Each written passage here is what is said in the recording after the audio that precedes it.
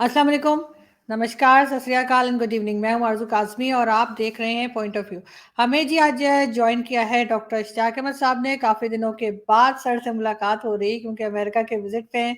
बहुत शुक्रिया सर कि आपने आज जॉइन किया। Thank you so much. बहुत बहुत शुक्रिया, बहुत बहुत मेहरबानी आरजू जी। How are you?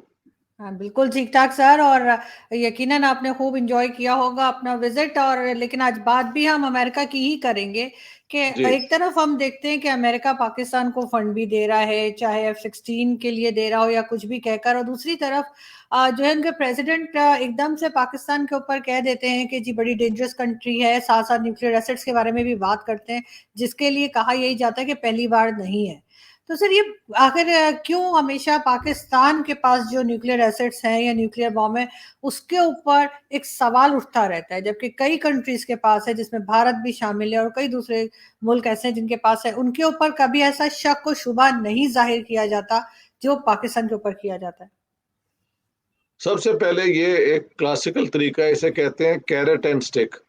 कैरेट तो पहले ये थी कि वो F-16 के ऊपर जो पाबंदियां थी वो हटाई गई, और जिसकी वजह से हिंदुस्तान में भी कोई शोर मचा उसके खिलाफ। अब स्टिक ये है कि अमेरिकन कह रहे हैं कि ये जो इनके पास न्यूक्लियर वेपन्स हैं ये एक दुनिया के लिए बहुत बड़ा खतरा है। और उसकी बैकग्राउंड तो ये है कि अभी तक पाकिस्तान FATF की जो लिस्ट है उससे क्लियर नहीं अपने आप को करवा सका। तो जाहिर है अगर ये क्लियर नहीं हो रहे तो ये खतरनाक स्टेट्स के अंदर ही इंक्लूड होंगे। और न्यूक्लियर वेपन्स जिस स्टेट के पास हों वो दुनिया के लिए हमेशा एक थ्रेट तो होती है, लेकिन इंटरनेशनल लॉ में, इंटरनेशनल अंडरस्टैंडिंग में एक आइडिया रिस्पॉन्सिबल स्टेट्स का भी है कि जिनके पास न्यूक्लियर वेपन्स हैं वो इस्तेमाल करने से पहले, बल्कि देखा जाए सिर्फ ये सेकेंड वर्ल्ड वॉर के towards the last period, weeks months में ये इस्तेमाल हुए और उसके बाद आज तक दोबारा नहीं हुए। एंड आई होप ये यूक्रेन और रशिया की जंग में नौबत ये ना आए कि न्यूक्लियर वेपन्स इस्तेमाल हो, क्योंकि ये एक ऐसे वेपन्स हैं जब इस्तेमाल हो जाते हैं तो उनका असर इमीडिएट नहीं होता, वो सदियों तक, हजारों साल तक चल सकता है, depending on the type of weapon you have used, tactical या स्ट्रेटेजिक। तो पाकिस्तान ने की हिस्ट्री तो यही है कि अफगान जिहाद के बाद इन्होंने इंडियन कश्मीर के अंदर मुजाहिदीन भेज दिए और जुम्मे के वक्त चंदा इकट्ठा कराते रहे वो 3-4 इस किस्म की तंजीमों के लिए। हाँ जी। और फिर मुंबई का अटैक हुआ और मुंबई में 2 दफा हुआ, दिल्ली के अंदर भी हुआ, मुझे अच्छी तरह याद है। So there were many such actions undertaken by Pakistan. और पाकिस्तान से ट्रेन होके लोग लंदन की जो बसेस और अंडरग्राउंड में हमला हुआ, मैड्रिड में हुआ, ग्लासगो में शायद हुआ या Edinburgh, one of this places. तो और अमेरिका के अंदर भी यहाँ से लोग गए। अल कायदा का पाकिस्तान से डायरेक्ट कनेक्शन नहीं है, लेकिन ये उसी अफगान जिहाद का में तैयार किए गए हुए लोगों का था ना। तो पाकिस्तान को बार बार अमेरिका जो ये याद दिलाता है टू मेक पाकिस्तान रियलाइज कि इट इज अंडर द, वो क्या कहते हैं, सर्च लाइट, वो इसके ऊपर नजर पूरी रखते हैं। So that's the background. Pakistan has not been able to win the trust of the international community, ये कहना चाहिए। हिंदुस्तान हमेशा पाकिस्तान के थ्रेट को कि यहाँ से टेररिज्म खत्म होगी तो कोई और बात हो सकती है, इस पे बार बार जोर देता है। तो अभी तालिबान ने भी कहा है कि UN के अंदर जब पाकिस्तान ने अफगानिस्तान की बात की तो कहा जाता है कि तालिबान हुकूमत ने कहा you mind your own business. तो पाकिस्तान की क्रेडिबिलिटी कई एतबार से क्वेश्चनेबल हो जाती है। सिर्फ चाइना है जो पाकिस्तान का मेन, इसको वो क्या कहते हैं, पैटर्नाइजर है, and the Americans don't like that, simple as that. बिल्कुल ठीक। लेकिन सर ये भी तो बात एक कई काफ़ी हद तक हकीकत है कि पाकिस्तान ने हमेशा इस किस्म की, आपने भी कहा, कई तंजीमें जिनको सपोर्ट किया। और जी वो तो जनरल परवेज मुशर्रफ ने भी कहा कि हाँ जी हमने बनाया, हमने अफगानिस्तान भेजा, तो हमने ये किया। उसके बाद ये कहना कि नहीं हम तो विक्टिम है, हमारे ऊपर तो बड़ा जुल्म हो रहा है, इसमें हम कहाँ तक सही हैं? और दूसरा, आप समझते हैं कि वाकई में जो न्यूक्लियर वेपन्स हैं वो पाकिस्तान में गैर महफूज है? देखे, विक्टिम्स वाला कार्ड तो हम बादशाह है ना प्ले करने में, या पता नहीं मलका है, whatever word you want to use. ये अभी इमरान खान का इस्लामोफोबिया जो है, इतना दुनिया में शोर मचाया। शायद पाकिस्तान की जो स्पेशल स्टेटस यूरोपियन यूनियन ने दिया था वो विड्रॉ हो गया था या होने वाला था। तो ये हमारी सियासत की, वो क्या कहते हैं, वल्गर लेवल है जो सारी दुनिया को काबिल कबूल नहीं है। और पाकिस्तान के क्या न्यूक्लियर वेपन सेफ हैंड्स में हैं या नहीं है, इस पे सवाल बड़ी देर से उठ रहा है। लेकिन अभी तक तो यही नजर आता है कि थ्रेड थ्रुट की बात चाहे हो, वो शेख रशीद जैसे, वो क्या कहते हैं, स्ट्रीट लेवल पॉलिटिशियंस कह देते हैं जी कि हमने ये कोई अपना पटाखे तो नहीं बनाए ईद को चलाने हम्म। के लिए या हम्म। कुछ। तो इस किस्म की बेहूदगियों से अगर आप जरा दूर जाएं तो पाकिस्तान के जो लोग जिनके पास ये सारी फाइनल डिसीजन होगी, उनको पता है कि if we use, then nuclear weapons will be used against us as well. Hmm. ये अपनी जगह पे एक बहुत बड़ा डिटेरेंट है। यानी कहना कि हम न्यूक्लियर वेपन इस्तेमाल करेंगे डजंट मीन कि हमारे पे होगा नहीं।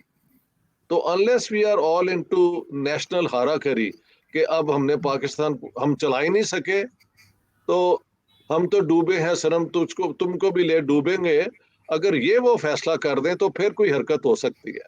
बट आई डोंट थिंक कि पाकिस्तान में बेवकूफ़ी जो है इस हद तक पहुंच गई है कि ये अपने आप को भी खत्म करने के लिए तैयार हों। So I don't think they are so unsafe as the Americans would like us to believe and the Indians would like us to believe। क्योंकि कोई चेन ऑफ कमांड तो है ना, जो अभी तक पाकिस्तान ने कहीं इस्तेमाल तो नहीं किए न्यूक्लियर वेपन्स। थ्रेट ही करते रहते हैं ना, तो थ्रेट करते रहे। सर, जी। थ्रेट करते हुए भी हमने किसी और कंट्री को नहीं देखा, या किसी और कंट्री से इस किस्म की बात नहीं सुनी जितनी यहाँ से। लगता है मजाक हो रहा है। कोई भी वो मिनिस्टर मजाक ही होता कहेगा, है। और प्राइम मिनिस्टर भी करेंगे, मतलब उनको कुछ नहीं लगता कि क्या बात कर रहे हैं। लेकिन सर, जो बाइडेन जो है, जो अमेरिकन प्रेसिडेंट है, उनकी बात आपको क्या लगा? कि सिर्फ एक थोड़ा सा धमकी दे रहे थे, किसी और को डरा रहे थे, या किसी किस्म का कोई प्रेशर है जो पाकिस्तान पे बिल्ड किया जा रहा है? जैसे आपने कहा, एफएटीएफ तो है ही, लेकिन साथ साथ ये कि मतलब पुचकार भी रहे हैं, चीजें भी दे रहे हैं, साथ साथ चपेड़े भी लगा रहे हैं। अजीब सा माहौल है। पाकिस्तान के साथ यही अपना सलूक है जो कामयाब होता है।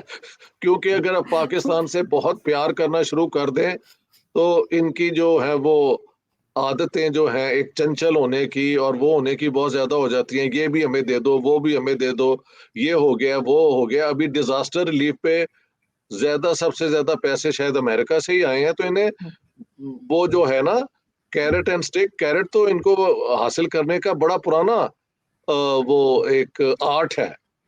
और ये अपने उस स्टिक वाली इशू को भी अपने फेवर में इस्तेमाल करते हैं कि देखो अगर तुमने ये ना किया तो हम हैं न्यूक्लियर वेपन स्टेट।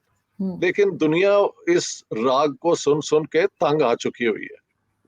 और महल अमेरिका ने इसलिए किया होगा कि इंडिया में एक ओपिनियन है कि देखें, the American are never completely trustworthy, के वो चाहते क्या है। अब इंडिया, पाकिस्तान को F-16 के वो जो इन्होंने जी। रिलीज किया है, तो इंडिया के लिए एक कॉज ऑफ कंसर्न तो हो गया ना। तो हम्म। शायद Biden has spoken out loudly just to placate the Indians. ये भी हो सकता है कि बयान तो पाकिस्तान के मुतालिक है, लेकिन इसकी किसी कैपिटल में अगर सुनाई होगी तो वो तो दिल्ली में होनी चाहिए ना, कि वो वॉर्न कर रहे हैं पाकिस्तान को। तो this must be some sort of balancing act. बिल्कुल, लेकिन हमने उस किस्म का प्रोटेस्ट नहीं देखा। सर, जो बाकी कंट्रीज के लिए होता है जिनसे हमें पैसे नहीं मिलते, जैसे कोई चाहे यूरोपियन कंट्रियों के सामने लोग जाके बैठ जाएं, एम्बेसी कहें खाली करो, एम्बेसडर को कहें वापस जाओ, या इस मुल्क से हम कोई ताल्लुक नहीं रखेंगे, इस किस्म का रिएक्शन अमेरिका के लिए हमें देखने को नहीं मिला। ऑब्वियसली उसका एक रीजन तो यही हो सकता है कि हम वहां से जो फंड्स लेते हैं और जो हमें मिलता रहता है वो हम नहीं रोकना चाहते। आप देखें, इन्होंने किया भी तो था ना, जब एक दफा वो अमेरिकन एम्बेसी के अंदर हमारे चले गए थे ज्याले, जब वो कहाँ अटैक हुआ था यार, मस्जिद अपना होली, वो क्या कहते हैं यार, काबा पे हुआ था ये जो एक हमला, तो तब पाकिस्तान में, और ये इन्होंने जंप करके 2-3 अमेरिकन मार भी दिए थे। बट उसके बाद फिर वार्निंग भी तो पाकिस्तान को है ना, नेवर अगेन, सो नेवर ठीक। Try it again. उसके बाद पाकिस्तान ने ये हरकत नहीं की, तब जनरल जियाउल हक इन पावर थे। और मुझे याद है वहां के secretary of state Vance called him and I think upgraded him कि वेयर वर यू। वो जिया साहब जो है वो खुलफाए राशिदीन की तरह एक साइकिल पे बैठ के, और वो रावलपिंडी के वो जा रहे थे कि मैं ऑफिस जा रहा हूँ अपना साइकिल पे, यानी इस किस्म की वो क्या कहते हैं जोकर्स वाली जो हरकतें हैं ना हमारी लीडरशिप की, वो ये I mean nobody is impressed by this. तो पाकिस्तान की मेच्योरिटी नजर नहीं आती।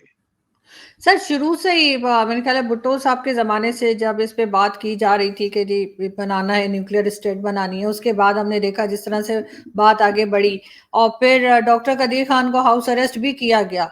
अब अगर किसी जी से पूछें तो ये कह देते हैं जी हमने तो इसलिए किया था कि हमें उनकी जान बचानी थी। वो सारी जिंदगी मुकदमे लड़ते रहे, केसेस चलते रहे उनके कि जी मुझे छोड़ दो, मेरे आराम से घूमने फिरने दो, लेकिन ऐसा नहीं हो पाया। तो आपके ख्याल से ये सब कुछ किस तरह से चला, मतलब भुट्टो साहब के टाइम से लेकर, और जब तक कि इन्होंने जो है एक टेस्ट करके, कामयाब टेस्ट करके ये कह दिया कि हाँ जी अब हम भी न्यूक्लियर पावर हैं, और साथ अब्दुल कदीर खान, डॉक्टर अब्दुल कदीर खान को क्यों हाउस अरेस्ट किया था? नहीं, इसलिए कि जो अमेरिकन चाहते थे कि वो उनको इंटरव्यू करें कि how did he acquire all this, कौन कौन लोग इन्वॉल्व थे।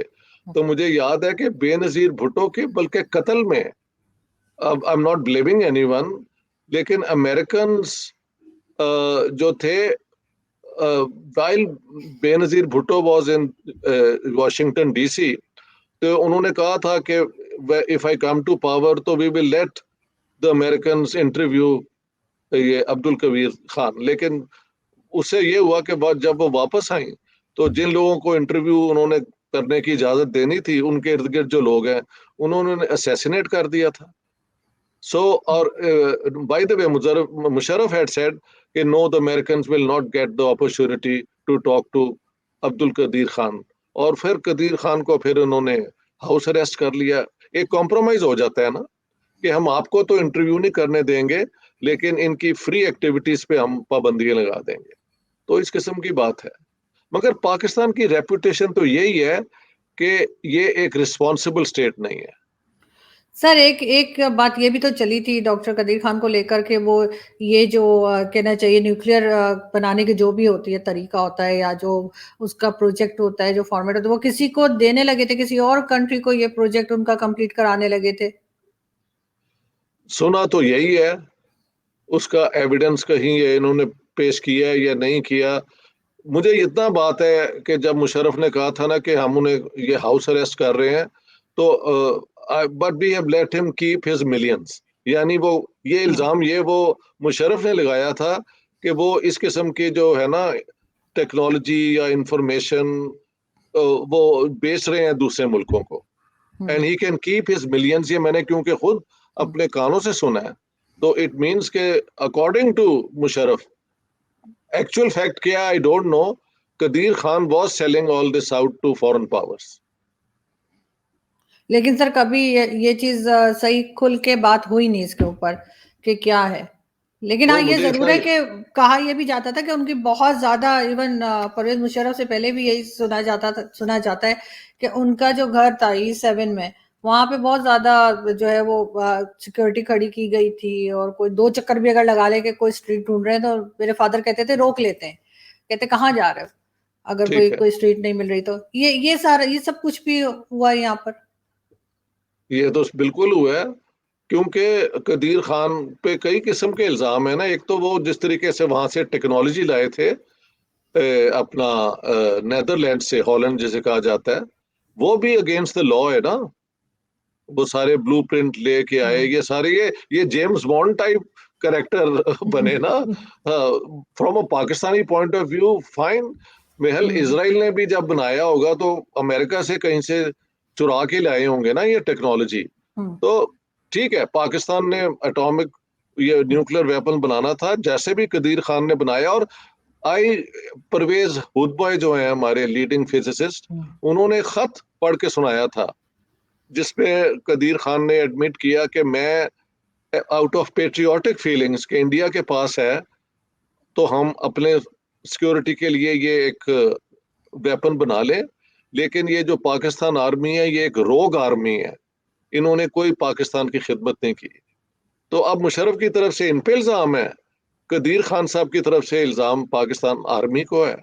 तो हु एक्चुअली किसी दिन जब एक्चुअल फैक्ट्स आएंगे तो मेरी कैरिजन स्टेट किताब फिर लिखी जाएगी, मैं नहीं होऊंगा लिखने के लिए, क्योंकि it will take 100 years before we really know कि ये करते क्या रहे हैं।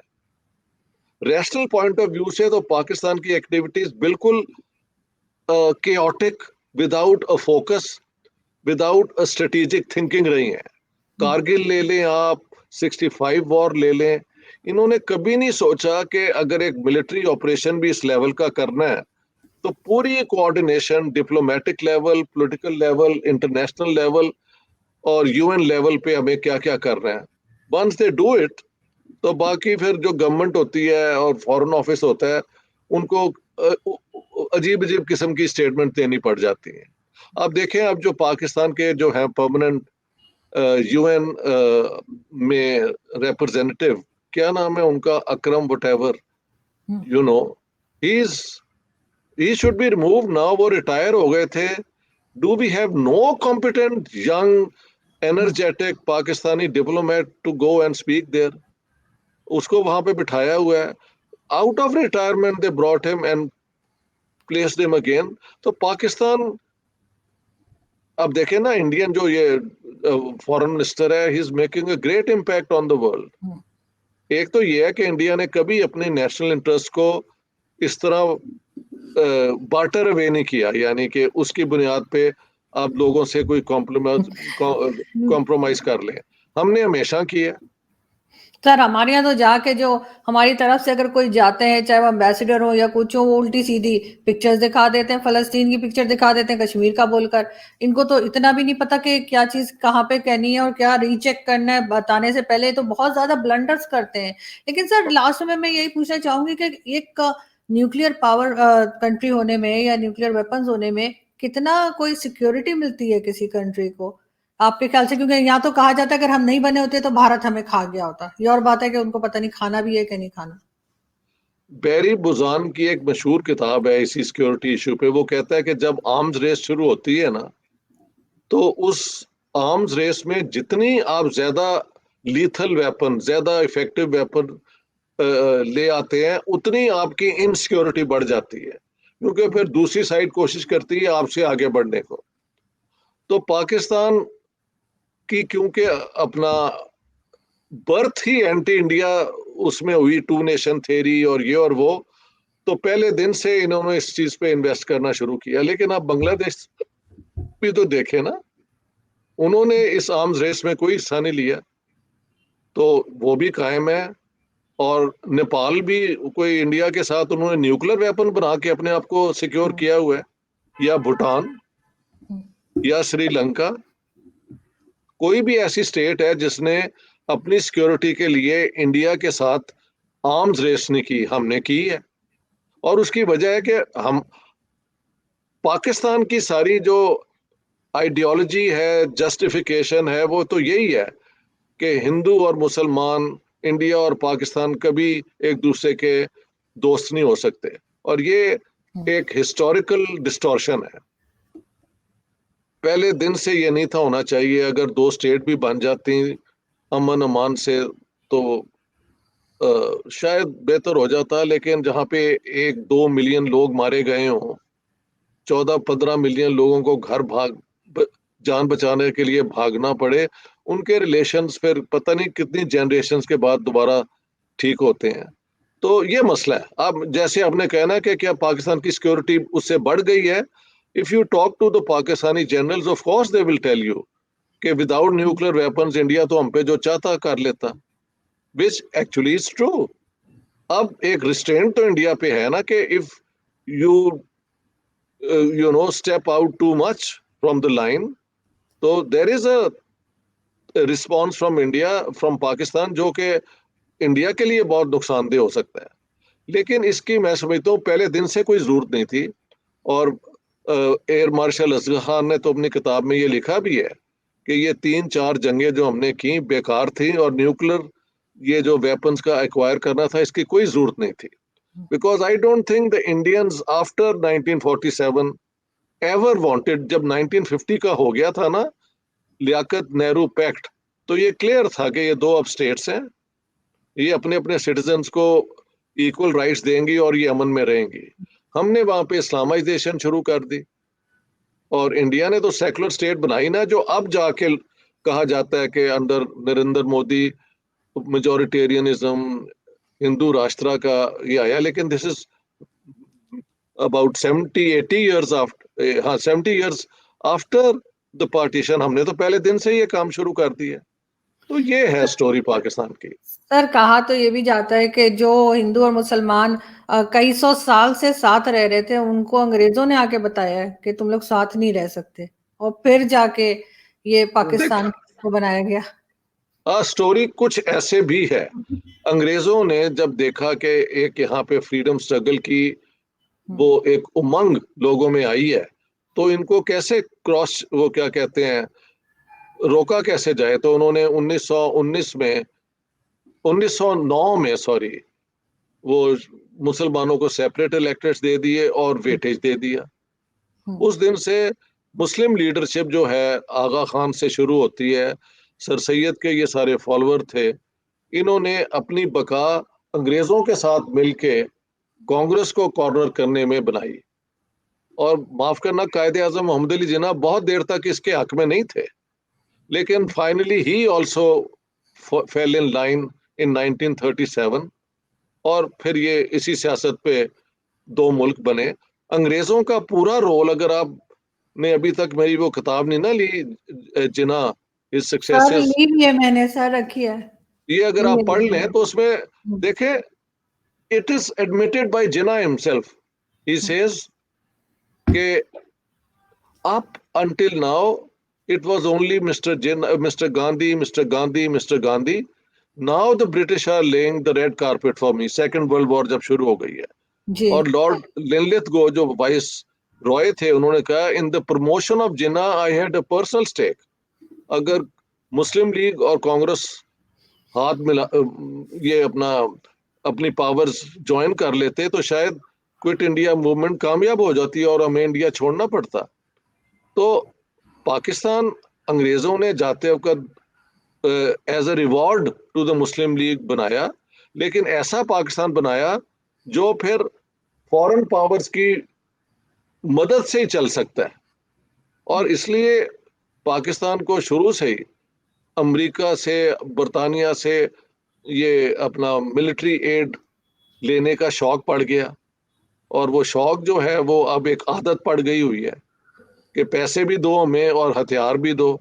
लेकिन क्योंकि कम्युनिज्म खत्म हो चुकी है, तो अब इंडिया के खिलाफ तो वेस्ट इनको नहीं ना आर्म्स देगा। चाइना शायद देता हो, लेकिन वेस्टर्न पावर्स तो इंडिया को एक बहुत बड़ी मार्केट, एक बहुत बड़ी उनकी तरह की लिबरल सेकुलर डेमोक्रेसी समझते हैं। और इंडिया ने कभी वेस्टर्न इंटरेस्ट को बाहर जाके, इधर जाके, उधर जाके कोई नुकसान भी नहीं पहुंचाया।